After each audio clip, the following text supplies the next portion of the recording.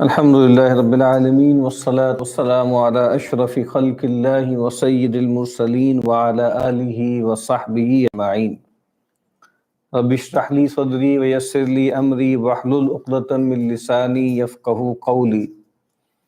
اللهم انفعنا بما علمتنا وعلمنا ما ينفعنا وزدنا علما. اللهم لا سهل إلا ما جعلته سهلا وأنت تجعل الحزن إذا شئت سهلا. آمین یا رب العالمین.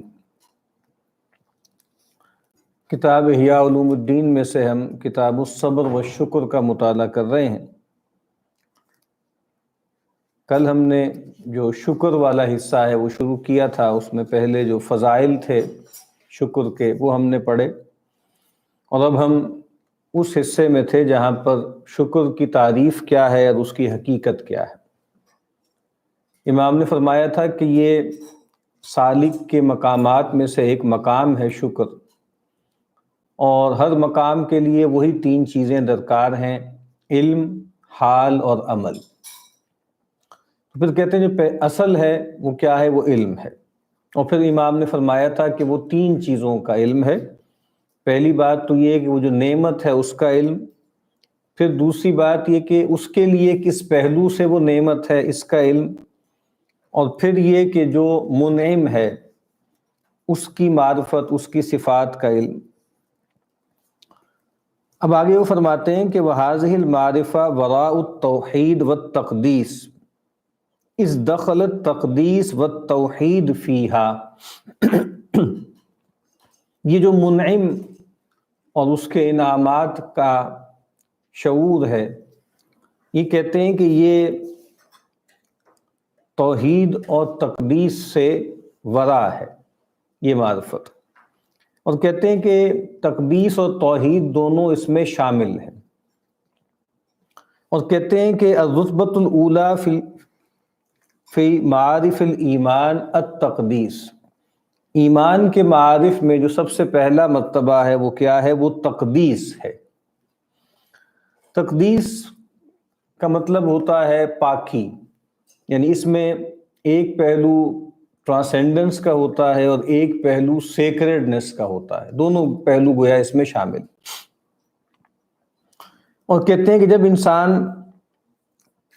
پہچان لیتا ہے اس مقدس ذات کو،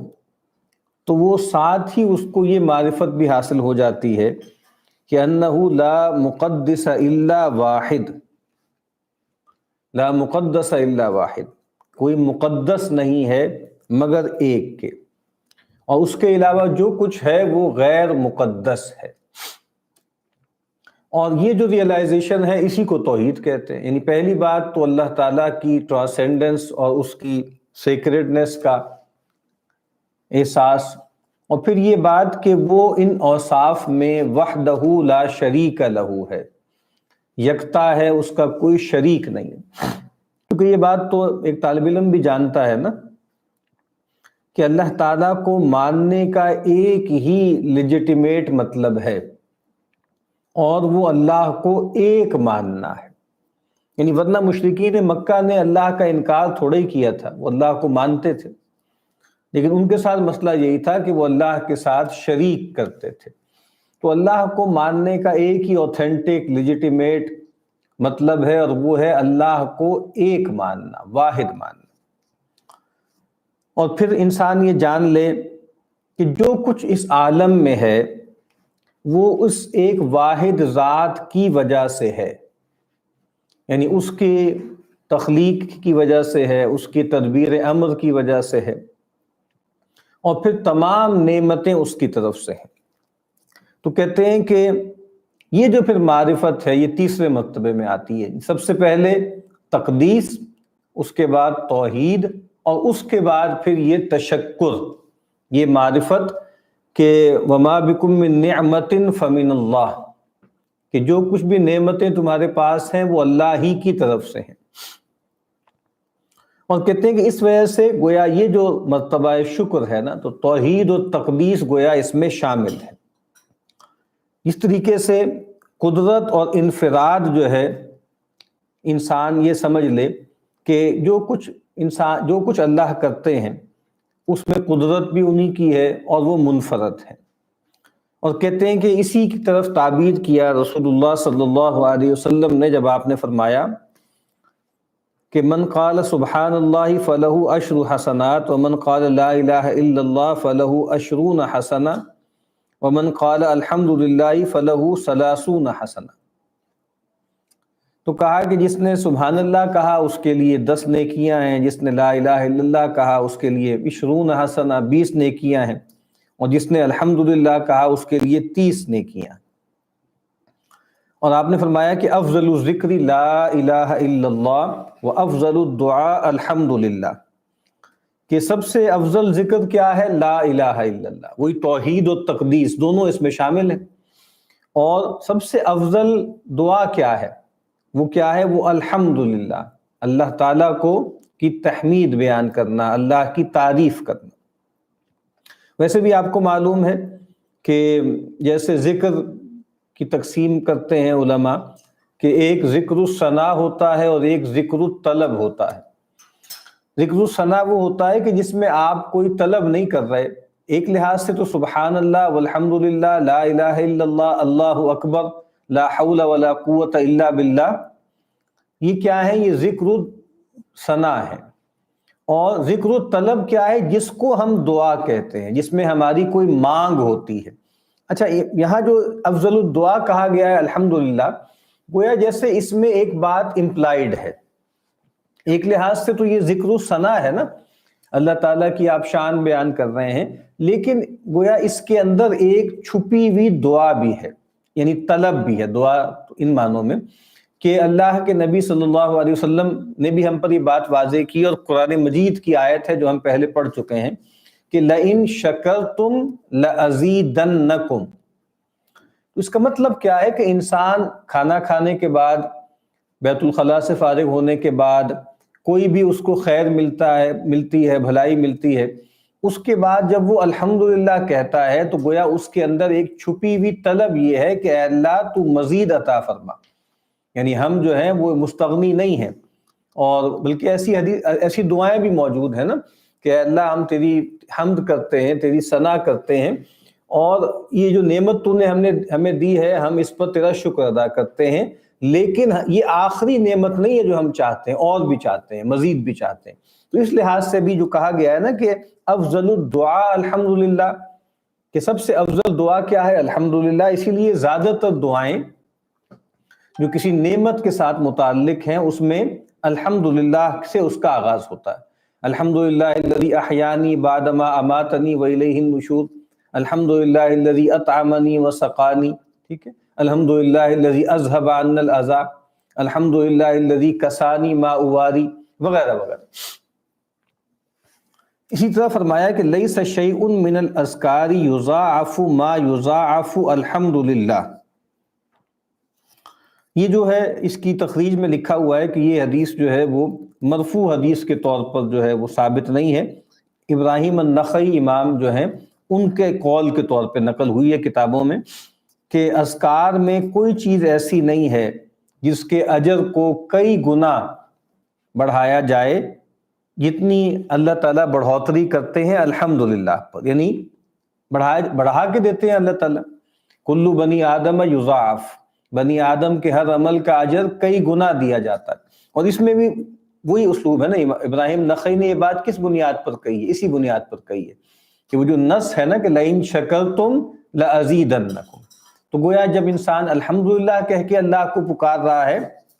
تو گویا پھر اس کو جو اجر ملے گا اس کی کوئی حد نہیں۔ کہتے ہیں کہ کوئی گمان یہ نہ کرے کہ یہ جو نیکیاں ہیں نا یہ بس زبان انسان ہلا دے بغیر اس کے معنی پر غور کیے دل میں، تو وہ گویا اس لحاظ سے یہ حسنات اس طرح حاصل نہیں ہوتی۔ اور پھر کہتے ہیں کہ فسبحان اللہ کلمۃ تدل علی التقدیس، سبحان اللہ کا جو کلمہ ہے یہ اللہ تعالیٰ کی جو تقدیس ہے، اس کی جو پاکی ہے، اس کی طرف رہنمائی کرتا ہے۔ ولا الہ الا اللہ کلمۃ تدل علی التوحید، اور جو لا الہ الا اللہ کا کلمہ ہے وہ توحید کی طرف اشارہ کرتا ہے۔ والحمدللہ کلمۃ تدل علی معرفۃ النعمت من الواحد الحق، اور الحمدللہ کیا ہے، یہ رہنمائی کرتا ہے اس بات کی طرف کہ انسان کو یہ معرفت حاصل ہے کہ جو نعمت بھی حاصل ہے مجھے وہ اللہ کی طرف سے ہے، یعنی ایک کی طرف سے ہے، اور وہ ایک ہستی کون ہے، وہ الحق ہے۔ تو کہتے ہیں کہ یہ جو پھر نیکیاں ہیں نا، وہ ان معارف کے ساتھ جب ملتی ہیں تو پھر وہ کئی گنا ہو جاتی ہیں، اور پھر ایک لحاظ سے یہ تمام چیزیں کیا ہیں، یہ ایمان اور یقین کے ابواب میں سے ہیں۔ اور کہتے ہیں کہ جان لو کہ یہ جو معرفت ہے اس کی تکمیل کیسے ہوتی ہے، اس سے یہ ہوتا ہے کہ انسان افعال میں بھی شرک سے بچ جاتا ہے یا اس کی نفی کرتا ہے۔ کہتے ہیں جس پر کوئی بادشاہوں، اب آگے امام ایک مثال بیان کرتے ہیں، کہتے ہیں کہ جس پر کسی بادشاہوں میں سے کسی بادشاہ نے انعام کیا اور پھر اس نے یہ خیال کیا کہ اس کا کوئی وزیر یا وکیل جو ہے وہ داخل ہے، اس میں شامل ہے، اس کو میسر کرنے میں، اس کو پہنچانے میں، تو کہا فَهُوَ إِشْرَاكٌ بِهِ فِي النِّعْمَةِ، تو اس نے گویا شریک بنا لیا نا، اس بادشاہ کا شریک بنا لیا اس وزیر کو یا اس جو بھی اس کے پاس بیٹھنے والا ہے۔ تو کہتے ہیں کہ فَلَا يَرَى النِّعْمَةَ مِنَ الْمَلِكِ مِنْ كُلِّ وَجْهٍ، تو کہتے ہیں کہ پھر اس نے اس بادشاہ سے نعمت کو پوری طرح گویا کنسیو نہیں کیا، پوری طرح نہیں لیا، بل منہ بوجہ ومن غیرہ بوجہ، تو کہتے ہیں کہ پھر اس کا مطلب کیا ہے کہ وہ ڈیوائیڈ ہو جائے گی نا اس کی شکر گزاری، کہ بھائی جو ہے وہ ایک حصہ بادشاہ کی طرف سے اور ایک حصہ جو فیسیلیٹیٹر ہے، جو سہولت کار ہے، جو اس کے ساتھ شامل ہے۔ تو کہتے ہیں کہ اس میں بھی وہی معاملہ ہے کہ پھر اس کی جو خوشی ہے یا اس کی شکر گزاری کا معاملہ ہے وہ بھی ڈیوائیڈ ہو جائے گا۔ اور وہ کہتے ہیں کہ نعم لا یغض من توحیدہ فی حق الملک، اور وہ کہتے ہیں کہ بظاہر تو ایسا لگتا ہے کہ اس میں لوگ شامل ہو گئے، لیکن اگر غور سے دیکھیں تو یہ بات واضح ہو جائے گی کہ اصل میں شکر گزاری جو ہے وہ بادشاہ ہی کی ہے۔ کیوں؟ کیونکہ وہ کہتے ہیں کہ اگر مثال کے طور پہ اگر بادشاہ ہے، بادشاہ کسی نوشتے پر دستخط کر کے کسی کو کوئی جاگیر دے دیتا ہے، کوئی اور چیز دے دیتا ہے، تو اب وہ قلم بھی استعمال ہو رہا ہے، اس میں وہ کاغذ بھی استعمال ہو رہا ہے، بطاقہ بھی استعمال ہو رہا ہے، لیکن انسان جو ہے وہ اس قلم کا شکریہ ادا نہیں کرتا، انسان اس کاغذ کا شکریہ ادا نہیں کرتا، بلکہ اصل تو وہ ایجنٹ جو ہے وہ بادشاہ ہے نا، اس کا ہاتھ ہے جس نے اس قلم کو اٹھایا اور جس نے اس کاغذ کو برتا۔ تو امام صاحب یہی بتا رہے ہیں کہ یہ جو ہے وہ تو مسخر ہے نا، یعنی یہ جو قلم ہے اور یہ جو کاغذ ہے یہ مسخر ہیں تحت قدرت الملک، جو بادشاہ کی قدرت ہے اس کے تحت مسخر ہے۔ تو اسی طریقے سے اگر وہ جو پہلے مثال دی تھی نا کہ انسان اگر یہ سمجھے کہ جو وکیل ہے یا جو خازن ہے، ٹھیک ہے، ٹریجرر ہے کوئی اور کوئی وکیل ہے جس کے ذریعے یہ سارے کام ہو رہے ہیں، تو اس کو بھی سمجھنا چاہیے کہ وہ بھی اصل میں ایک لحاظ سے مسخر ہے، مستر ہے، اور وہ مامور ہے اس پر کہ بادشاہ جس کے لیے حکم دے اس کو وہ مال پہنچا دیا جائے۔ اور وہ کہتے ہیں کہ بھائی تو کہتے ہیں اسی طریقے سے ہمیں یہ سمجھنا چاہیے کہ درمیان کے جو وسائط اور وسائل ہیں، ٹھیک ہے ان کی ہم شکر گزاری کا معاملہ کریں گے، لیکن یہ بات سمجھنا کہ آخر کار ہر چیز کی زمام کار کس کے ہاتھ میں ہے؟ اللہ کے ہاتھ میں۔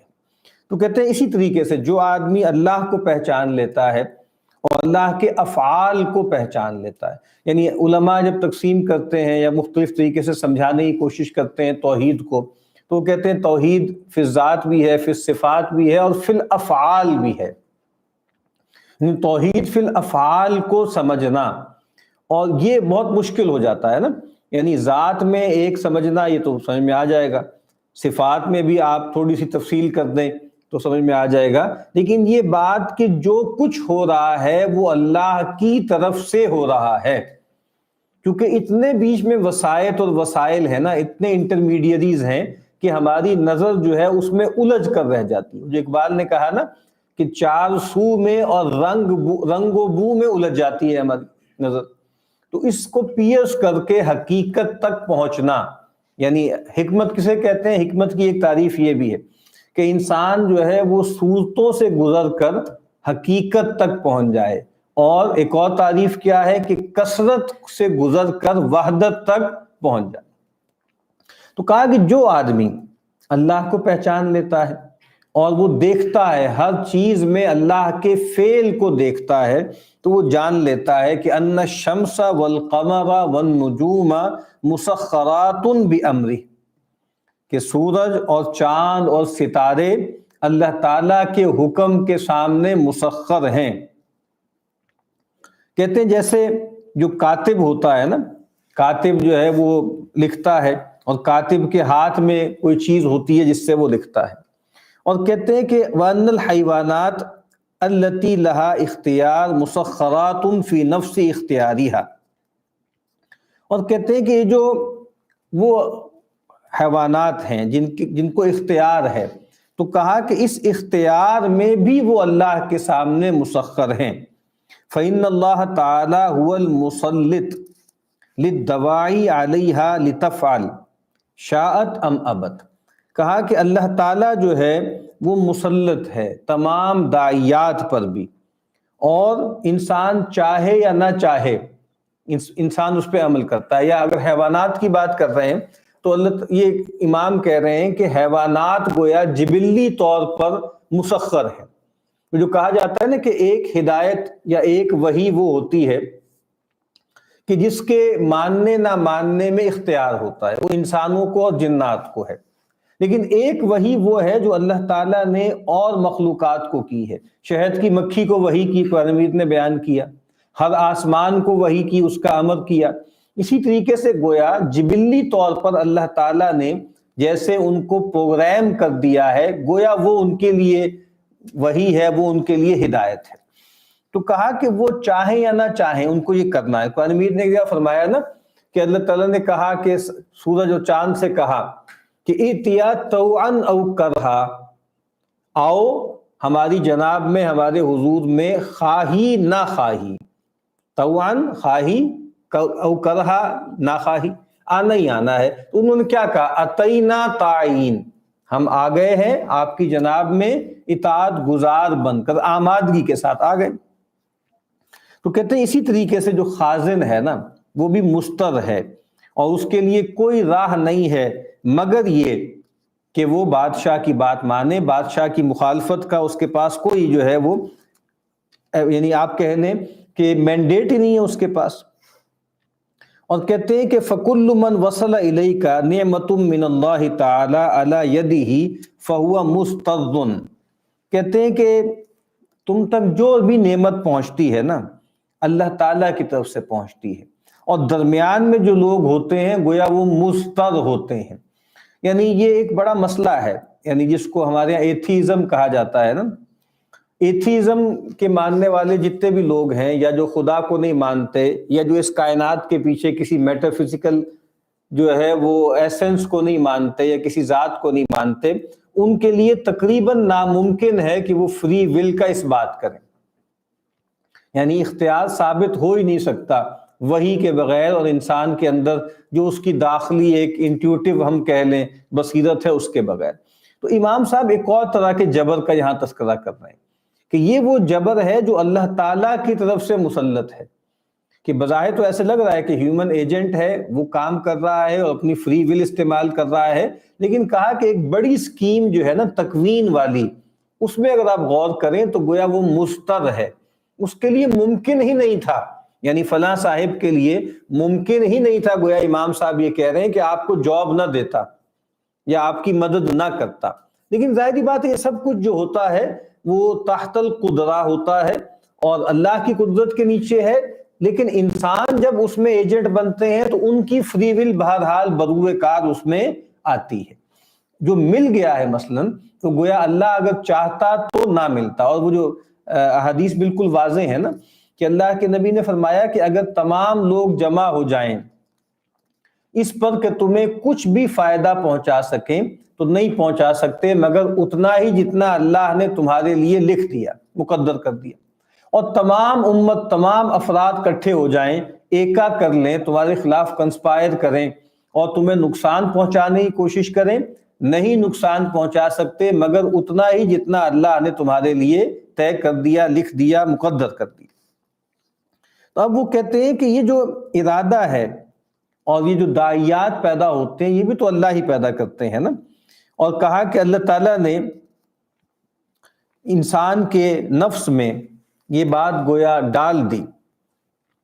کہ خیرہ فی الدنیا والآخرہ ان یؤتیک ما آتاک،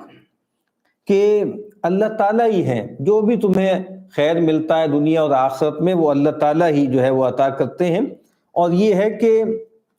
جو بھی غرض انسان کی ہے، جو انسان پانا چاہتا ہے، فی الحال والمآل لا یحصل الا بہ، فی الحال والمآل، بڑا اچھا پیئر ہے، حال میں یعنی فوری طور پہ نقد دنیا میں، معال انجام کار کے طور پر کچھ بھی تمہیں نہیں مل سکتا مگر اللہ ہی کی طرف سے۔ اور یہ بات کہ ان خلق اللہ لہ ھذا الاعتقاد لا یجد سبیلا الی ترکہ، کہ اللہ تعالیٰ کی جو مخلوق ہے اس کا یہ اعتقاد ہے اور اس کے پاس کوئی راہ نہیں ہے کہ وہ اس کو چھوڑ دے۔ تو کہا کہ پھر یہ انسان جان لے فَهُوَ إِذًا إِنَّمَا يُعْطِيكَ لِغَرَض نَفْسِهِ لَا لِغَرَضِكَ۔ اب یہاں امام ایک اور بہت اہم بات کر رہے ہیں کہ جب کوئی انسان کسی کی فیور کرتا ہے، کسی کو کچھ دیتا ہے، تو اس کو یہ بات سمجھنی چاہیے کہ وہ اس کی غرض سے نہیں دے رہا بلکہ اپنی غرض سے دے رہا ہے۔ اور کہا کہ وَلَوْ لَمْ يَكُنْ غَرَضُهُ فِي الْعَطَاءِ لَمَّا آتَاكَ، اگر اس کی کوئی غرض نہ ہوتی دینے میں تو وہ تمہیں کبھی نہ دیتا۔ یعنی ایک تو دیکھیں ہمارے ہاں ایک اور انداز ہے نا، یعنی لوگ یہ کہتے ہیں کہ جو آدمی آپ کی مدد قبول کر رہا ہے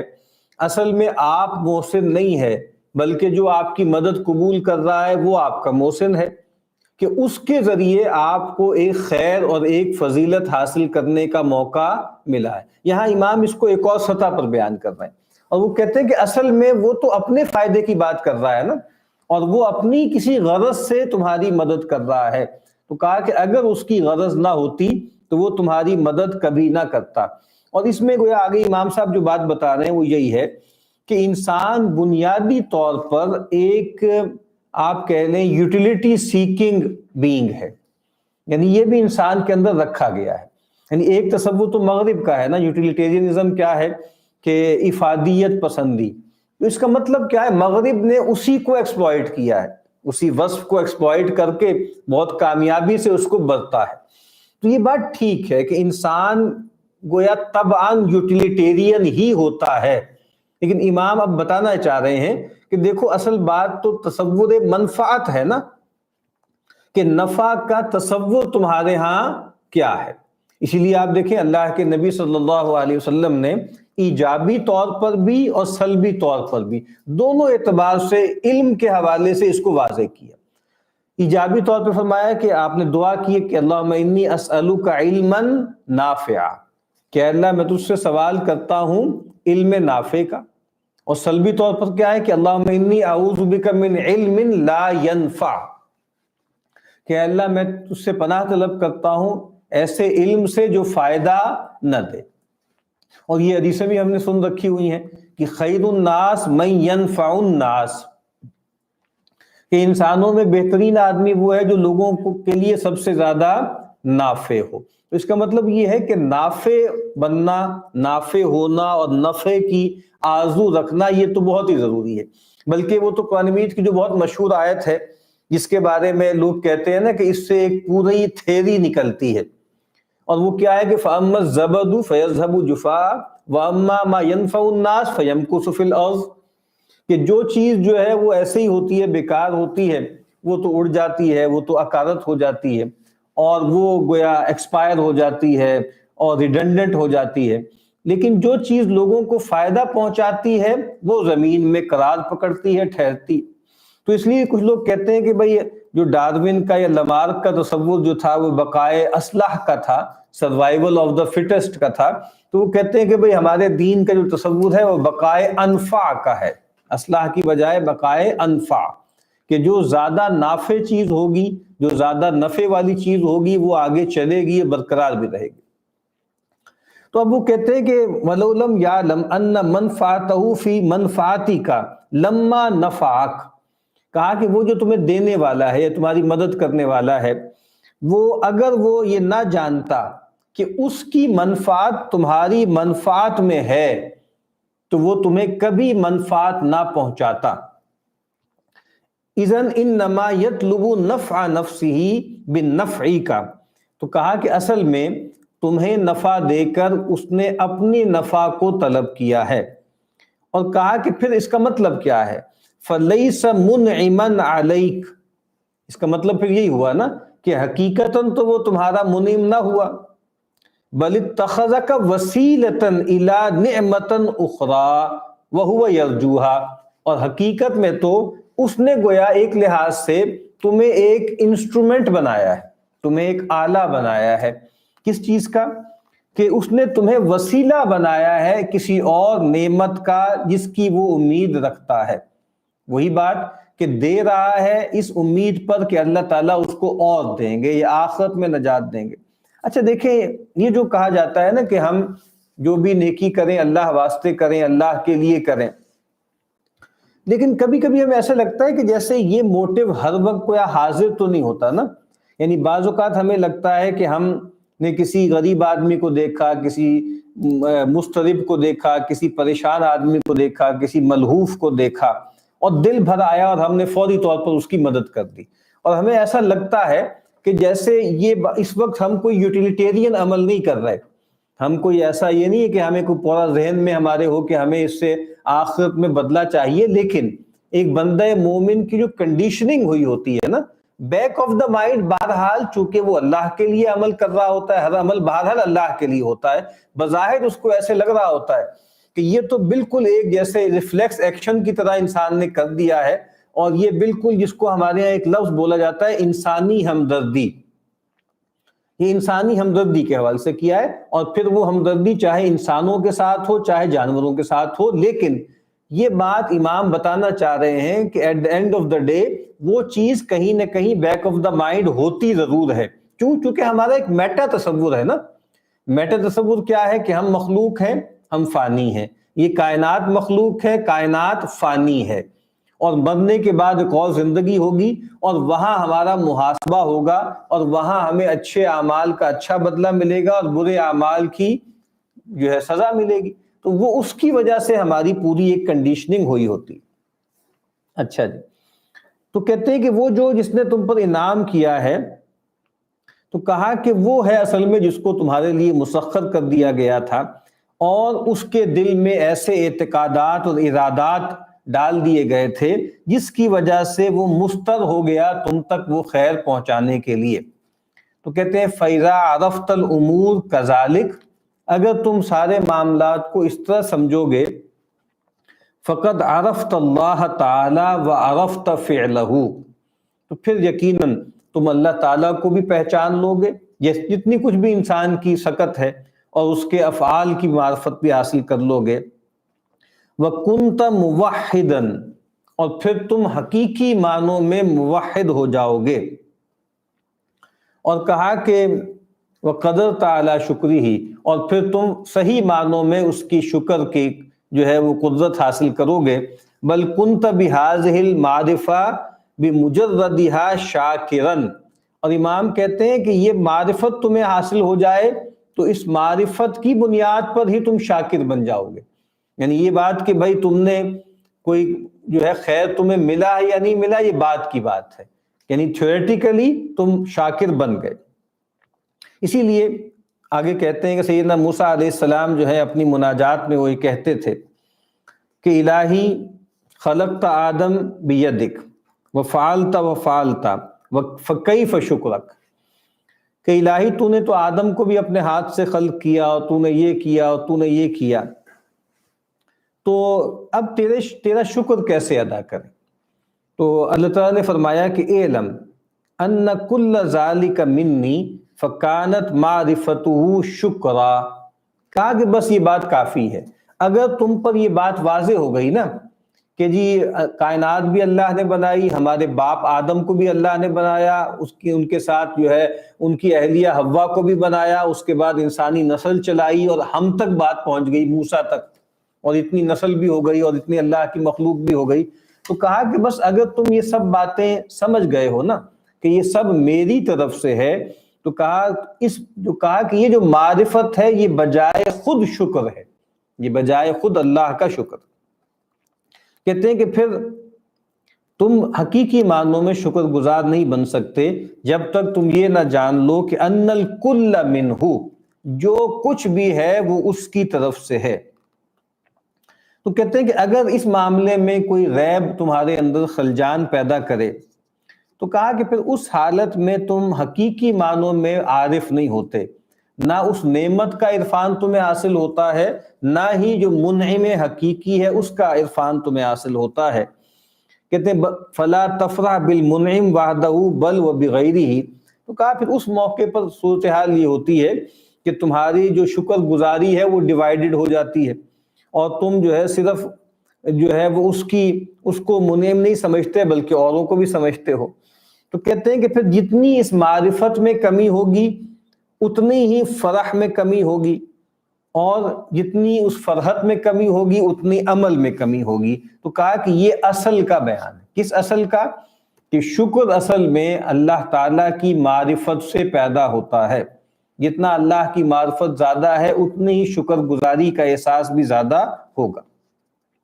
دوسری چیز کیا ہے؟ الحال المستمدہ من اصل المعرفہ، اور وہ کیا ہے کہ ایک ایسی حالت پیدا ہوتی ہے کہ جو پھر مستقل ہو جاتی ہے، اس معرفت سے ایک حال پیدا ہوتا ہے، اور وہ حال کیا ہے؟ وَهُوَ الْفَرْحُ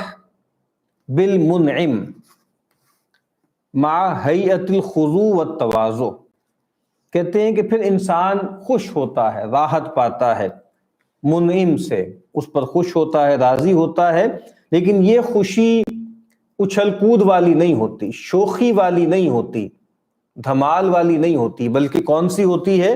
مع ہیئۃ الخضوع والتواضع۔ یہ بہت اہم بات ہے، یعنی اس کو ہمارے لوگ محاورے میں کہتے ہیں کہ بڑی خوشیاں چڑھ گئی ہیں جی، خوشی چڑھ جائے اور آدمی کو آپے سے باہر ہو جائے اور بہت زیادہ کو لاڈ کرنے لگے اور بڑی بڑی بڑکے ہاتھ جو ہے ہانکنے لگے نعمتیں پا کے۔ یہ ہوا ہے نا، یعنی یہود کے ساتھ کیا یہ نہیں ہوا؟ کتنا انعام اللہ نے کیا، یا بنی اسرائیل اذکروا نعمتی التی انعمت علیکم وانی فضلتکم علی العالمین اذ جعل فیکم انبیاء وجعلکم ملوکا، ٹھیک ہے، اور ہم نے تمہیں یہ دیا یہ دیا یہ دیا، لیکن اس کی وجہ سے کیا ہوا کہ وہ ایک ناز پیدا ہو گیا، شوخی پیدا ہو گئی۔ نحن ابناء اللہ واحباؤہ لن تمسنا النار الا ایاما معدودہ۔ تو اور یہ بات کہ دار الاخرہ جو ہے وہ خالص ہمارے لیے ہے، باقی لوگوں کو چھوڑ کر یہ سب پیدا ہو گیا نا۔ تو امام صاحب کتنی اہم بات کر رہے ہیں کہ ایک خوشی، ایک سرشاری، ایک فرحت، لیکن تواضع کے ساتھ، خضوع کے ساتھ۔ اور وہ کہتے ہیں کہ یہ بھی اصل میں شکر میں داخل ہے۔ کہتے ہیں کما ان المعرفت شکر، کہتے ہیں یہاں یہ بات ٹھیک ہے کہ معرفت بھی شکر ہے، ولیکن انما یکون شکرا اذا کان حاویا شرطہ، لیکن کہتے ہیں کہ یہ شکر مکمل کب ہوگا؟ جب اس کے ساتھ اس کی شرط موجود ہو، اور شرط کیا ہے؟ وَشَرْطُهُ أَن يَكُونَ فَرْحَكَ بِالْمُنْعِمِ لَا بِالنِّعْمَةِ وَلَا بِالْإِنْعَامِ۔ اب یہ امام صاحب ایک اور اہم نقطہ بتا رہے ہیں۔ شرط یہ ہے کہ فرحت جو ہے وہ منعم کے بارے میں ہونی چاہیے، منعم کے حوالے سے ہونی چاہیے، نہ کہ نعمت یا انعام کے بارے میں۔ یعنی وہ چیز نہ کہیں غالب آ جائے نا، یعنی اولاد اللہ کی نعمت ہے، تو اولاد کی محبت یا اولاد ایک دفعہ کہہ کے آپ فارغ ہو گئے کہ اللہ نے دی ہے، اس کے بعد پھر اس اولاد میں لگ گئے یا مال میں لگ گئے یا اس منصب میں لگ گئے، تو پھر آپ نے صحیح شکر نہیں کیا۔ تو اصل بات تو یہ ہے نا کہ اللہ تعالیٰ نے یہ مجھ پر عنایت کی ہے، یعنی وہ عنایت تابع رہے اس تاثر کے کہ اللہ نے مجھے نوازا ہے، یعنی اللہ نے مجھ پر اتنا اکرام کیا ہے، یہ بات اہم ہے۔ یہ ٹھیک ہے کہ وہ جو چیز ملی ہے وہ اللہ ہی نے دی ہے، لیکن امام یہ کہہ رہے ہیں کہ یہ بات کہ چیز کیا ملی ہے وہ ثانوی ہونی چاہیے، یہ بات کہ اللہ نے عطا کی ہے، یہ جو احساس ہے، یہ جو سرشاری ہے، یہ غالب ہونی چاہیے۔ اور کہتے ہیں کہ ہو سکتا ہے کہ تمہیں اب یہ بات میری سمجھ میں نہ آ رہی ہو، تو اب کہتے ہیں کہ میں پھر ایک مثال، امام صاحب بار بار مثالیں دیتے ہیں، تو میں ایک مثال سے گویا تقریب فہم کے لیے میں مثال دیتا ہوں کہ ایک بادشاہ ہے، وہ نکلنا چاہتا ہے سفر پر، تو اور پھر جو ہے وہ اس نے کسی انسان کو جو ہے کوئی ایک گھوڑا عطا کر دیا، تو اب وہ کہتے ہیں کہ یہ جو جس پر انعام کیا گیا ہے، منعم علیہ، یعنی جس کو اللہ بادشاہ نے جو ہے وہ گھوڑا دیا ہے، وہ گھوڑا پا کر جو اس کے اندر فرحت پیدا ہوگی وہ تین طرح سے ہو سکتی ہے۔ نمبر ایک تو اس لحاظ سے فرحت پیدا ہو اس آدمی پر کے اندر کہ یہ گھوڑا ہے اور یہ ایک مال ہے جس کے ذریعے فائدہ وہ حاصل کرے گا، اس پہ سواری کرے گا، اور جو وہ چاہتا ہے جہاں پہنچنا چاہتا ہے وہاں پہنچ جائے گا، اور یہ بات کہ یہ گھوڑا بہت تیز رفتار ہے، بہت عمدہ ہے۔ تو کہا کہ یہ پھر صورتحال کیا ہے کہ اس نے بادشاہ سے جو گھوڑا ملا ہے نا اس کو، تو پھر اس نے یہی سمجھا ہے کہ بس گھوڑا مجھے مل گیا اور وہ گھوڑے ہی میں لگ گیا۔ تو اب کہتے ہیں کہ اگر وہ گھوڑا اس کو ایسی راہ چلتے ہوئے کہیں مل جاتا تو کہا کہ جیسی اس کو خوشی ہوتی ویسی خوشی اس وقت بھی ہو رہی ہے، یعنی بادشاہ نے انعام کیا ہے، یہ بات کہیں پکچر ہی میں نہیں ہے نا، بس گھوڑا مجھے مل گیا۔ وہ کہتے ہیں وہ بادشاہ نے دیا ہوتا تب بھی حالت ایک ہی تھی، اور کہیں اس کو راہ چلتے کوئی آوارہ گھوڑا مل جاتا اور اس کو جو ہے وہ اپنے آگے لگا لیتا۔ تو یہ یعنی وہ امام بتا رہے ہیں اس کا مطلب یہ ہے کہ وہ جو منعم ہے نا وہ اس کے ذہن میں ہے ہی نہیں، بلکہ جو چیز انعام کی گئی ہے بس وہ اس کے ذہن میں۔ نمبر دوسری بات یہ ہے کہ وہ گھوڑے کو گھوڑے کے طور پر نہیں دیکھ رہا، بلکہ وہ یہ دیکھ رہا ہے کہ مجھ پر بادشاہ کی عنایت ہوئی ہے اور بادشاہ نے مجھ پہ شفقت کی ہے، اور جو بادشاہ نے میرے معاملات کو اہتمام سے دیکھا ہے۔ تو کہتے ہیں کہ اگر اس کو یہ گھوڑا کہیں صحرا میں مل جاتا یا اس کو بادشاہ کے علاوہ کوئی اور دیتا تو پھر وہ کبھی اتنا خوش نہ ہوتا، یعنی اس کا مطلب یہ ہے کہ گھوڑا اہم نہیں ہے بلکہ کس نے دیا یہ اہم ہے۔ یہی گھوڑا اگر کہیں اور سے اس کو مل جاتا یا کوئی دوست اس کو دے دیتا تو اس کو اتنی فرحت نہ ہوتی۔ کیوں کہ اس کا اصل مسئلہ گھوڑا ہے ہی نہیں، اصل مسئلہ تو یہ ہے کہ بادشاہ نے مجھے اس قابل سمجھا کہ مجھ پر عنایت کی، مجھے خلعت دی ہے، مجھے گھوڑا دیا۔ نمبر 3 صورتحال یہ ہو سکتی ہے کہ وہ خوش ہو اس پر، ایک تو یہ ہے کہ بادشاہ سے ملا ہے، اور دوسری بات یہ ہے کہ اس پر خوش ہو کہ میں اس پر سوار ہوں گا اور سوار ہو کر بادشاہ کی خدمت میں آؤں گا اور مشقت برداشت کر کے سفر کر کے آؤں گا تاکہ میں بادشاہ کی خدمت کر سکوں اور اس کا قرب حاصل کر سکوں۔ تو یہ جو ہے یہ جو صورتحال ہے، اور یہ کہ بھئی میں اس کے بعد جو ہے وہ اللہ یعنی بادشاہ کے وزراء میں شامل ہو جاؤں اور پھر میں بادشاہ کے دل میں گھر کر جاؤں وغیرہ وغیرہ۔ اب وہ کہتے ہیں کہ یہ جو آدمی ہے نا، یہ آدمی صرف اس کا مسئلہ گھوڑا نہیں ہے، صرف یہ بھی نہیں ہے کہ کس نے دیا ہے، بلکہ یہ ہے کہ مجھے اس کے ذریعے جس نے دیا ہے اس کو اور خوش کرنا ہے، اس کا قرب حاصل کرنا ہے، اس کی عنایت اپنے اوپر مزید کروانی۔ اب امام صاحب یہ بتا رہے ہیں کہ یہ اسی طرح سمجھ لو کہ یہ 3 درجے ہیں۔ جو پہلا درجہ ہے نا کہ جس میں آدمی کو جو نعمت ملی آدمی اس نعمت ہی میں مگن ہو گیا، تو کہا کہ وہ تو شکر ہے ہی نہیں اصلاً۔ کیوں؟ وجہ کیا ہے کہ اس کی نظر جو ہے وہ اس نعمت پر ہے، اس مثال میں گھوڑے پر ہے، اور جو نعمت دینے والا ہے اس پر نگاہ ہی نہیں ہے۔ اور کہتے ہیں کہ اسی طرح ہر وہ آدمی ھذا حال کل من فرح بنعمت، یہی حال ہر اس شخص کا ہے جو کسی نعمت پر جو ہے فرحاں و شادہ ہو، من حیث انہا لذیذہ و موافقۃ لغرضہ، کہ بھئی یہ جو نعمت ملی ہے یہ لذیذ ہے اور اس کی غرض کے موافق ہے۔ تو کہا کہ یہ شخص جو ہے بعید عن معنی الشکر، یہ تو شکر کی حقیقت سے بہت دور ہے یہ شخص۔ دوسرا کیا ہے کہ دوسرا ٹھیک ہے، یعنی جس نے جو ہے وہ اہمیت اس بات کو دی کہ مجھے یہ نعمت کس کی طرف سے ملی ہے، نعمت سے بڑھ کر اہتمام کس پر ہے کہ نعمت دینے والا کون ہے، یعنی منعم کون ہے، تو کہا کہ یہ آدمی ٹھیک ہے، یہ شکر کی حقیقت کو جان گیا ہے۔ لیکن وہ جو تیسرا آدمی ہے نا، کہ جو اس نعمت کو استعمال کرتا ہے اور پھر وہ یہ چاہتا ہے کہ اس کے ذریعے مستقبل میں مزید انعامات حاصل کرے اور اس کو ذریعہ بنائے، اس نعمت کو ذریعہ بنائے مزید عنایتوں کا۔ اور یہ جو کہا جاتا ہے نا کہ بھائی ہر اللہ کی نعمت اس کا ایک حق کے شکر ہے، اور حق کے شکر کیا ہے؟ ایک تو یہ ہے کہ آپ دل سے مانیں کہ اللہ نے دیا ہے، دوسرا یہ ہے کہ آپ زبان سے شکر ادا کریں، اور تیسرا یہ ہے کہ اس نعمت کو اس ذریعے میں استعمال کریں، اس کام کے لیے استعمال کریں جس سے مالک خوش ہوتا ہے۔ وہ جو مشہور حدیث ہے نا کہ انسان جب صبح کرتا ہے تو اس کے جوڑ جوڑ پر صدقہ واجب ہو جاتا ہے۔ تو اس کا کیا مطلب ہے جوڑ جوڑ پہ صدقہ واجب ہو جاتا ہے؟ کہ انسان نے صبح کی، ایک تو وہ زندہ ہے، پھر یہ ہے کہ اس کے تمام اعضاء اور ہڈیاں جو ہے وہ کام کر رہی ہیں، تو گویا اس پہ صدقہ واجب ہونے کا مطلب کیا ہے کہ اس کا حق کے شکر ادا کرنا ہے نا۔ پھر اللہ کے نبی نے بتایا ہے کہ اس کے طریقے کیا ہیں، سبحان اللہ کہنا، الحمدللہ کہنا، لا الہ الا اللہ، اللہ اکبر، امر بالمعروف، نہی عن المنکر، ٹھیک ہے، اور دو لوگوں میں صلح کروا دینا، کسی کا سامان اٹھوا دینا، اور پھر ایک روایت میں ہے کہ ان سب کا قائم مقام بن جاتی ہے گویا چاشت کے وقت 2 رکعت نماز۔ تو بہرحال یہاں پر بھی امام یہی بتا رہے ہیں کہ اصل میں جو شکر تام ہے نا وہ کیا ہے کہ وہ تیسری طرح کی فرحت ہے کہ یہ نعمت مجھے ملی، یہ نعمت جو دینے والا ہے اس پر میری نگاہ رہی، اور اب میں یہ چاہتا ہوں کہ اس نعمت کو اس کے مزید قرب اور اس کے ساتھ جو ہے اس کی مزید عنایت کا ذریعہ بناؤں۔ اب وہ کہتے ہیں کہ یہ سب سے اونچا جو ہے وہ درجہ ہے، اور وہ کیا ہے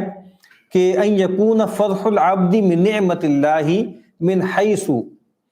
کہ انسان اللہ کی نعمت پر خوش ہو، فرحت حاصل کرے اس وجہ سے کہ اس کے ذریعے وہ کیا کرے گا، التوسل الی القرب منہ تعالی، اس کے ذریعے انسان اللہ تعالیٰ کے قرب کو تلاش کرے گا، والنزول فی جوارہ والنظر الی وجہہ علی الدوام، اور انسان اللہ کے جوار میں داخل ہو، جو قرآن مجید نے کہا ہے نا کہ عند ملیک مقتدر،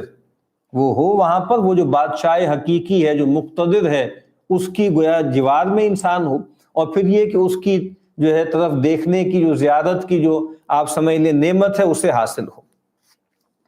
اب وہ کہتے ہیں کہ یہ ہے رتبہ علیٰ، شکر کا رتبہ علیٰ یہ ہے، اور کہا کہ اس کی نشانی کیا ہے، یعنی یہ تو ایک حال ہے نا، اور اس کی نشانی کیا ہے، اللہ یفرح من الدنیا الا بما ہوا مزرعۃ للآخرہ ویعینہ علیہا۔ یہ بہت اہم بات ہے کہ دنیا میں وہ کسی چیز سے بھی خوش نہ ہو مگر اس چیز سے کہ جو اس کے لیے آخرت کی کھیتی بنے، اور جو آخرت میں اس کے لیے معین ہو، آخرت میں اس کے لیے فائدہ مند ہو، اور وَيَحْزَنُ بِكُلِّ نِعْمَةٍ، اور ہر اس نعمت پر غمگین ہو، تُلْهِيهِ عَنْ ذِكْرِ اللَّهِ تَعَالَى وَتَصُدُّهُ عَنْ سَبِيلِهِ، ہر اس نعمت پر جو ہے وہ حزین ہو کہ جو اس کو اللہ کی یاد سے غافل کرتی ہے اور اللہ کی راہ سے روکتی ہے۔ اسی لیے جو عام طور پہ یہ بات جملہ آپ نے سنا ہوگا نا کہ بھائی مجھے کیسے معلوم ہو کہ یہ جو مجھے نعمت ملی ہے یہ میرے حق میں رحمت ہے یا زحمت ہے، یا کوئی عطا ہے یا کوئی استدراج ہے مثال کے طور پہ۔ تو اس کا یہی لٹمس ٹیسٹ ہے کہ اگر وہ چیز اللہ تعالیٰ کی رضا کے حصول کا ذریعہ بن رہی ہے، اللہ کے بتائے ہوئے طریقے میں کھپ رہی ہے، تو سمجھنا چاہیے کہ یہ نعمت ہے، اور اگر اللہ سے غافل کر رہی ہے اور انسان کو اپنی اصل منزل سے دور کر رہی ہے تو پھر گویا ایک درجے کا استدراج ہے کہ اللہ تعالیٰ جو ہے وہ رسی دراز کر رہے ہیں۔ کہتے ہیں کہ وہ اس کا مطلب یہ ہے کہ وہ کسی نعمت کو اس لیے نہیں چاہتا کہ وہ لذیذ ہے، جیسے وہ جو گھوڑے والا ہے وہ یہ چاہنے لگے کہ بس گھوڑا جو ہے وہ بہت سر پر دوڑنے والا ہو اور بہت خوبصورت ہو اور بہت تیز رفتار ہو، بلکہ اصل میں کیا ہے کہ وہ جو آدمی کی مثال دی تھی وہ یہ چاہتا ہے کہ اس کے ذریعے وہ بادشاہ کی خدمت میں رہے، اس کا قرب حاصل کرے۔ اسی لیے شبلی کہتے ہیں الشکر رؤیت المنعم لا رؤیت النعمہ، وہی بات جو ابھی تک بیان کی ہے کہ شکر نام ہے منعم کو دیکھنے کا، نہ کہ نعمت کو دیکھنے کا، یعنی جس کی طرف سے وہ نازل ہوئی ہے اس کو انسان دیکھے، اس تک پہنچے۔ خواص کہتے ہیں شکر العامۃ علی المطعم والملبس والمشرب، جو عوام ہوتے ہیں نا ان کا شکر جو ہوتا ہے وہ کھانے پینے پہننے اوڑھنے میں ہوتا ہے۔ وشکر الخاصہ علی واردات القلوب، اور جو خواص ہوتے ہیں ان کا شکر ہوتا ہے واردات القلوب پر، کہ اللہ تعالیٰ کی طرف سے جو عنایتیں ہوتی ہیں، اللہ تعالیٰ کی طرف سے جو افضال ہوتے ہیں اس پر وہ گویا شکر کرتے ہیں۔ اور کہتے ہیں کہ یہ رتبہ حاصل نہیں ہو سکتا اس شخص کو کہ جس کی تمام لذتیں جو ہیں وہ بطن و فرج تک محدود ہو جائیں، اور اس کے جو مدرکات ہیں وہ بس ظاہری حواس اور چیزوں میں رہ جائیں، یعنی کہ رنگ صورت اور ان چیزوں میں وہ لگ جائے۔ وَخَلَا عَنْ لَذَّةِ الْقَلْبِ، اور وہ قلب کی لذت سے خالی ہو۔ یعنی یہ بات بہت اہم ہے کہ جس کو کہا جاتا ہے نا سینشول گریٹیفیکیشن، جو آدمی بہت زیادہ سینشول گریٹیفیکیشن کا عادی ہو جائے کہ دیکھنے میں چیزیں کون سی لذیذ ہیں، سننے میں کون سی لذیذ ہیں، ٹھیک ہے، کھانے میں کون سی لذیذ ہیں، تو جو آدمی گویا ایک ہیڈونسٹک ایک رویہ اختیار کر لیتا ہے، گویا یہ چیز جو ہے وہ انسان کو خراب کرنے والی ہے، اور یہ وہ آدمی ہے کہ جو پھر دل کی لذت کو پہچانتا نہیں ہے، اس سے گویا وہ عاری ہو جاتا ہے۔ اور کہتے ہیں فَإِنَّ الْقَلْبَ لَا يَلْتَزُّ فِي حَالِ الصِّحَّةِ إِلَّا بِذِكْرِ اللَّهِ تَعَالَى وَمَعْرِفَتِهِ وَلِقَائِهِ، کہا کہ قلب جو ہے نا وہ تو لذت نہیں پاتا کس حال میں؟ جب وہ صحیح ہو۔ یہ بہت اہم جملہ ہے۔ حالت صحت میں انسان کا قلب لذت نہیں پاتا مگر اللہ کے ذکر سے، اس کی معرفت سے اور اس سے ملاقات کے شوق سے، اس کے سوا لذت نہیں پاتا۔ تو یہ جو ہمارے یہاں لوگ کہتے ہیں کہ جی موسیقی جو ہے وہ روح کی غذا ہے، تو موسیقی جس طرح کی سنی بھی جا رہی ہے، جس طرح جو ہے وہ کہی جا رہی ہے، وہ اس روح کی غذا ہے جو اصل میں ایک طرح سے بدروح بن چکی ہے، یعنی وہ قلب سقیم ہے کہ جو اس طرح گانا بجانا اچھل کود اور جو ہے وہ دیکھنے دکھانے سے جو ہے وہ راضی ہو جاتا ہے۔ تو جو قلب صحیح ہے، جو قلب سلیم ہے، اس کا دل جو ہے، وہ جو دل ہے وہ راضی نہیں ہوتا، اس کو لذت نہیں ملتی مگر اللہ کی یاد سے۔ بڑا اچھا ایک جملہ، ایک پاسکل ایک بہت مشہور تھیولوجین تھا، سائنٹسٹ بھی تھا، تھنکر بھی تھا، اس نے ایک جملہ کہا تھا کہ بھئی ہر انسان کے دل میں ایک گاڈ سائز ہول ہے، یعنی ایک شگاف ہے، یعنی گاڈ سائز، ایک مثال میں کہہ رہا ہے کہ یعنی وہ جو ہول ہے نا وہ خدا کے بغیر بھر نہیں سکتا، خدا کے بغیر وہ نہیں بھر سکتا۔ تو کہا کہ وہ جو حقیقی لذت ہے نا، وہ لذت حاصل کیسے ہوتی ہے؟ وہ اللہ کی یاد سے ہوتی ہے۔ اور اسی طرح کہتے ہیں کہ یہ ہو سکتا ہے کہ آدمی جو ہے وہ بری عادتوں کی وجہ سے اس کی جو آپ سمجھ لیں نا کہ لذت لینے کی جو حص ہے وہ کرپٹ ہو جائے۔ یہ ایسے ہی ہے کہ جیسے اگر کوئی آدمی بیمار ہوتا ہے نا، تو بیمار ہوتا ہے تو وہ جو میٹھی چیزیں ہیں، میٹھی چیزیں جو ہیں وہ اس کو لذیذ نہیں لگتی، بلکہ کھٹی اور ترش چیزیں جو ہیں اس کو اچھی لگنے لگتی ہیں۔ تو یہ تو اس کی اصل میں آپ سمجھ لیں ٹیسٹ خراب ہو گیا نا، جس کو ہم لوگ کہتے ہیں کہ ذوق خراب ہو گیا۔ تو بالکل یہ صحیح جملہ ہے۔ اسی لیے بہت سے علماء نے یہ بات کہی ہے نا کہ الدین ذوق، دین آخری تجزیے میں ذوق کا نام ہے۔ تو لوگوں کا ٹیسٹ خراب ہو جاتا ہے نا، اس وجہ سے ان کو اور چیزوں میں لذت ملتی ہے۔ تو کہا کہ اصل میں تو بات یہی ہے کہ اگر انسان کا دل ٹھکانے پر ہو تو اس کو لذت نہیں مل سکتی مگر اللہ ہی کے پاس۔ اور پھر آگے ایک شعر نقل کیا ہے کہ وَمَن يَكُ ذَا فَمٍّ مُرٍّ مَرِيضٍ يَجِدُ مُرًّا بِهِ الْمَاءَ الزُّلَالَ، کہا کہ جو آدمی بیمار ہو اور اس کا منہ جو ہے وہ کڑوا ہو جائے، جس طرح لوگ اینٹی بایوٹک کھاتے ہیں یا کچھ اور لیتے ہیں تو ان کا منہ کڑوا ہو جاتا ہے، تو کہا کہ جس کا منہ جو ہے کسی بیماری کی وجہ سے جو ہے وہ ترش ہو گیا ہے، تو کہا کہ پھر وہ بالکل میٹھا پانی بھی پیے گا تو اس کو لگے گا کہ وہ کڑوا ہے۔ تو کہتے ہیں یہ ہے شرط الفرح بنعمت اللہ، کہ یہ شرط ہے اللہ کی نعمت سے فائدہ اٹھانے کی۔ اور کہا کہ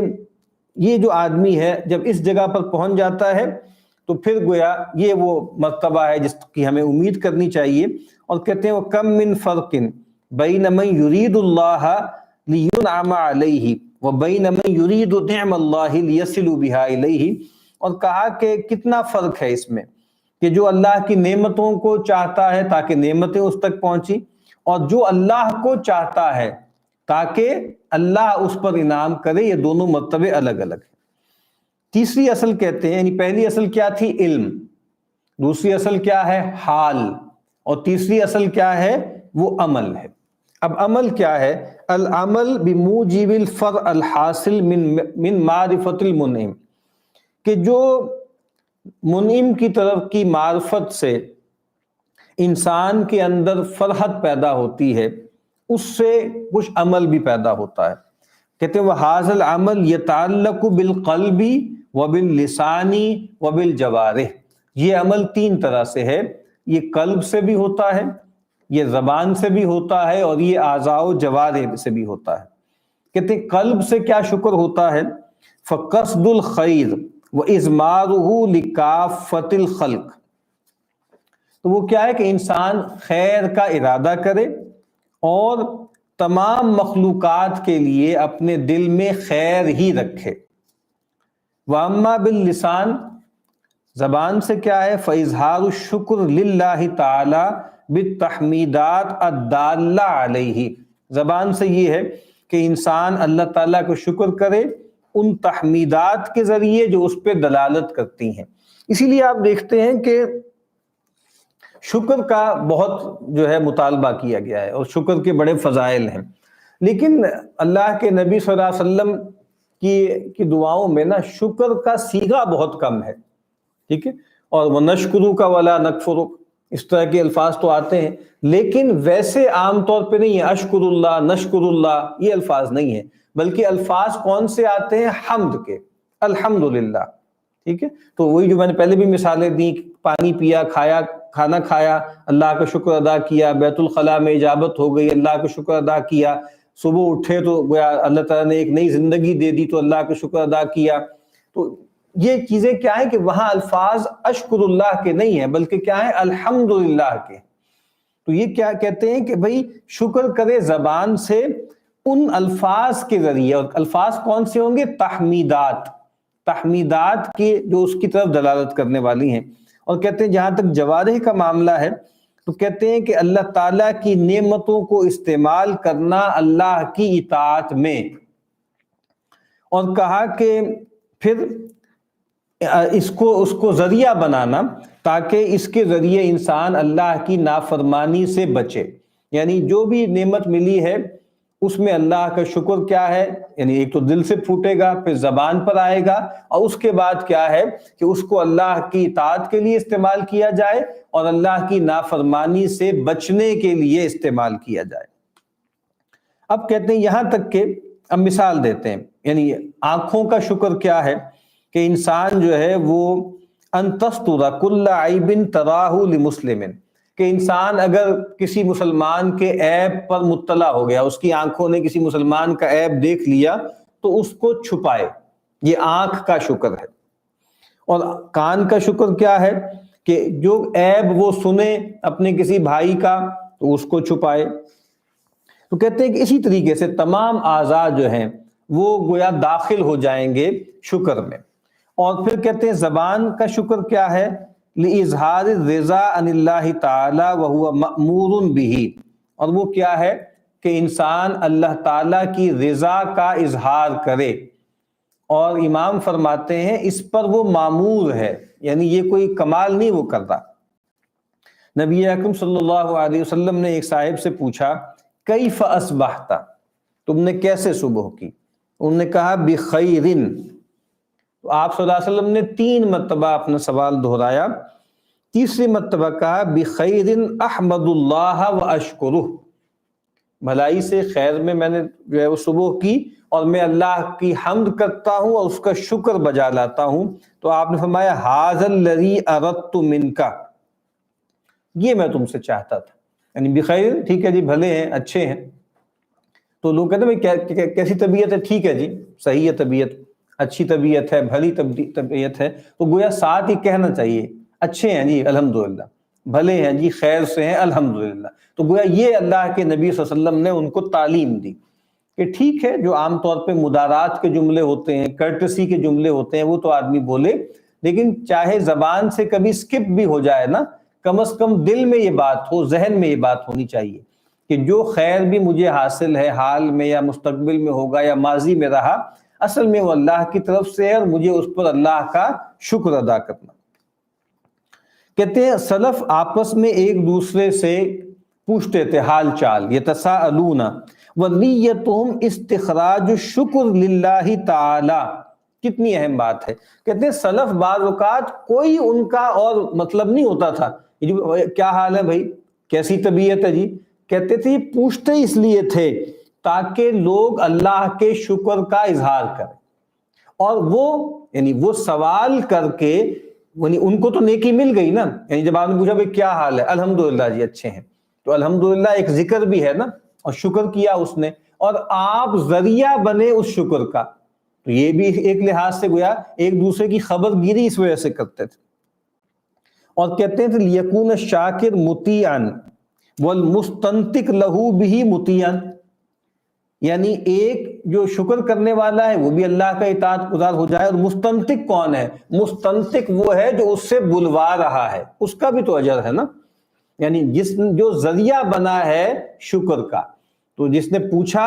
وہ بھی اللہ کا مطیع ہو گیا اور جس سے پوچھا گیا وہ بھی اللہ کا مطیع ہو گیا. وما کان قصدہم الریا باظہار الشوق، اور کہا کہ ان کا قصد نہ ہو ریا کا کہ وہ اپنے شوق کا اظہار کریں. وَكُلُّ عَبْدٍ سُئِلَ عَنْ حَالٍ، تو کہا کہ جس بندے سے بھی اس کا حال پوچھا جائے فَهُوَ بَيْنَ أَن يَشْكُرَ أَوْ يَشْكُوَ أَوْ يَسْكُتَ، تو اس کے پاس 3 آپشنز ہوتی ہیں، یا تو وہ خاموش ہو جائے، یا وہ شکوہ کرے، یا وہ شکر کرے. تینوں آپشنز ہیں نا. تو فَالشُّكْرُ طَاعَةٌ، تو شکر تو اطاعت ہے، وَالشَّكْوَى مَعْصِيَةٌ، اور شکوہ جو ہے وہ معصیت ہے. اور معصیۃ قبیحۃ من اہل الدین، اور کہا کہ یہ اہل دین کی طرف سے بہت ہی کبھی معصیت ہے. وَكَيْفَ لَا تُقَبَّحُ الشَّكْوَى من ملک الملوک وَبِيَدِهِ كُلُّ شَيْءٍ إِلَىٰ عَبْدٍ مُلُوک لَا يَقْدِرُ عَلَىٰ شَيْءٍ. اور کہتے ہیں کیسے ہم جو ہے شکوہ کی قباحت بیان نہ کریں، اس کو کبھی نہ جانیں کہ اس شکوہ کس سے کر رہے ہیں، جو ملک الملوک ہے، ملک الاملاک ہے. اس لیے اللہ کے نبی نے فرمایا نا کہ اخن الاسماء، ناموں میں سب سے برا، سب سے کبھی، سب سے شنی کیا ہے؟ ملک الاملاک، جس کو فارسی میں کہتے ہیں شاہان شاہ، جس کو شہنشاہ بولتے ہیں. کہا وہ تو اللہ ہے. تو یہاں پر کہہ رہے ہیں کہ ایک طرف جو ہے وہ شاہان شاہ ہے، ملک الملوک ہے، ملک الاملاک ہے، اور ایک طرف عبد ذلیل ہے، غلام جو مملوک بھی ہے، جس کے پاس کوئی قدرت ہی نہیں ہے. تو کہا فَالْأَحْرَى بِالْعَبْدِ، تو بندے کے لیے سب سے مناسب رویہ یہی ہے، اس کے شایان شان یہی ہے إِن لَمْ يُحْسِنِ الصَّبْرَ عَلَى الْبَلَاءِ وَالْقَضَاءِ، کہا کہ وَأَفْضَى بِهِ الضَّعْفُ إِلَى الشَّكْوَى أَن تَكُونَ شَكْوَاهُ إِلَى اللَّهِ تَعَالَى، کہ اگر وہ بلا پر اور اللہ کے فیصلوں پر اچھے طریقے سے صبر نہیں کر سکتا اور اپنے ضعف کی وجہ سے وہ شکوہ کرتا ہی ہے، تو اس کو چاہیے کہ پھر یہ شکوہ یا شکوہ جو ہے وہ اللہ سے کرے. فَهُوَ الْمُبْلِي وَالْقَادِرُ عَلَىٰ إِزَالَةِ الْبَلَاءِ، کہ اصل میں تو مبلی کون ہے؟ مبلی یعنی ابتلا میں ڈالنے والا کون ہے؟ مبتلا بندہ ہے، اور مبلی کون ہے؟ وہ اللہ ہے جو ابتلا میں ڈالنے والا ہے، کہا وہی ابتلا میں ڈالنے والا ہے، وہی اس بلا کے ازالے پر قادر ہے، اور کہا کہ وَذَلَّ الْعَبْدُ لِمَوْلَاهُ إِذْ، کہتے ہیں کہ بندے کا اپنے مولا کے سامنے ذلت اختیار کرنا، پستی اختیار کرنا، یہ عزت ہے۔ وَالشَّكْوَى إِلَى غَيْرِهِ ذِلٌّ، اور کہا کہ جو کسی غیر کے سامنے شکوہ کرنا یہ ذل ہے یا ذل ہے، یعنی یہ ذلت ہے۔ تو کہا کہ مولا کے سامنے اگر آپ اپنی پستی کا اظہار کرتے ہیں تو یہ عزت ہے، لیکن جب مولا کا شکوہ کسی اور سے کرتے ہیں تو یہ ذلت ہے اور یہ تذلیل ہے۔ اور کہتے ہیں کہ وَإِظْهَارُ الذُّلِّ لِلْعَبْدِ مَعَ كَوْنِهِ عَبْدًا مِثْلَهُ ذُلٌّ قَبِيحٌ، اور کہا کہ اپنے جیسے کسی غلام کے سامنے اپنی کمزوری کا اظہار کرنا، یہ بھی کہا کہ یہ بھی ایک بہت ہی کبھی حرکت ہے، بہت ہی گھٹیا حرکت ہے، یعنی وہ خود مملوک ہے، وہ تمہاری کیا داد رسی کرے گا، وہ تمہاری کیا مدد کرے گا۔ ابھی یہ مضمون جو ہے وہ آگے چل رہا ہے۔ وآخر دعوانا الحمد للہ رب العالمین۔